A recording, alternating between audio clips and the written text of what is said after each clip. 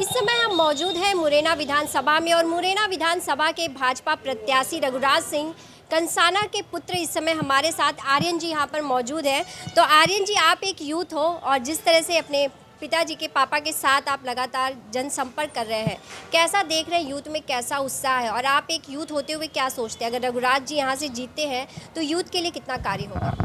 अभी जैसे ही हम क्षेत्र में लगे हैं तो हमें बहुत अच्छा वो आउटकम मिल रहा है, क्योंकि बीजेपी ने हमारे एरिया में बहुत ज़्यादा विकास कराया है। जैसे बहुत सारी योजनाएं चालू करवाई हैं, जैसे आप ले सकते लाडली बहना, लाडली लक्ष्मी और बहुत सारी योजनाएं, और इंडस्ट्रियल एरिया में विकास करवाया है। फ्लाईओवर देख सकते हैं आप, जैसे यहाँ निकला है, तो इसके थ्रू हमें बहुत ज़्यादा अच्छी रिस्पांस मिल रहा है और हम लगे हैं, पूरी तरीके से अपनी परिश्रम कर रहे हैं। हमारे पिताजी बहुत ही सरल स्वभाव के आदमी हैं और जनता मानती है उन्हें ये सब, तो बहुत अच्छा रिस्पांस मिल रहा है हमें। आप अपने अकॉर्डिंग कैसे देखते हैं, क्योंकि पिताजी के साथ आप हर वक्त घर में रहते हैं, तो जिस तरह से जनता को एक ऐसा नेता नहीं चाहिए जो कुर्सी पे बैठा हो, ऐसा नेता चाहिए कि जब ज़रूरत हो उनके साथ खड़ा हो, तो क्या ऐसे नेता के रूप में साबित होते हैं रघुराज जी? जी, ये सब तो क्या है ना कि बीजेपी ने सर्वे करवाया था, तो उसमें बहुत अच्छे हमें सपोर्ट मिला था, जिसके थ्रू हमें टिकट दी गई थी।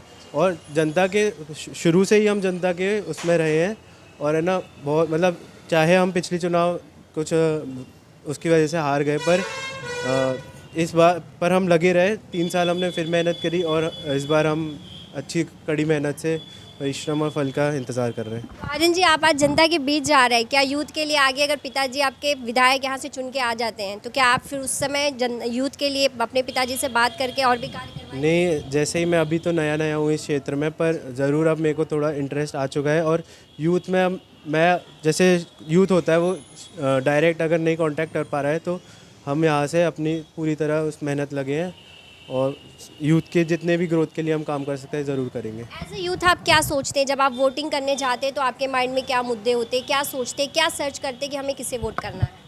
यूथ बेसिकली ज़्यादातर तो अपना खेलकूद के इलाके में देखते हैं। जैसे अपना स्टेडियम है, स्टेडियम को हमें मतलब थोड़ा, एक स्टेडियम है यहाँ पे मुरैना में, और बड़ा मतलब और विकास करवाना है इस क्षेत्र में। पढ़ाई के क्षेत्र में जैसे अपना हर कोने कोने में वो हो रहा है। मेडिकल कॉलेज की अभी हमने बात करी थी, उसका भूमि पूजन अभी हुआ है।